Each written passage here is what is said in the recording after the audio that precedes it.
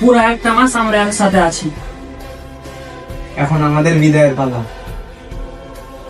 এত তাড়াতাড়ি চলে যাবেন? এটাই নিয়ম। সবার আগে আমারই যেতে হবে। এইবার আমার বিদায়ের পালা।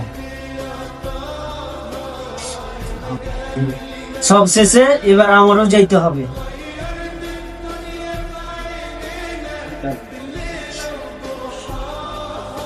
মন খারাপ করো না, হয়তো আমরা চলে যাচ্ছি, কিন্তু তোমাদের দিয়ে যাচ্ছি ঈদের খুশি। ঈদের আনন্দতে রমজান মাসে যে শিক্ষাগুলো দিয়েছি ওগুলো ফের আবার ভুলে যেও না। মহান আল্লাহ তাআলা যদি তোমাদের বাঁচিয়ে রাখে, সামনে বছর আবারও দেখা হবে ইনশাআল্লাহ। ঈদ মোবারক। ঈদ মোবারক।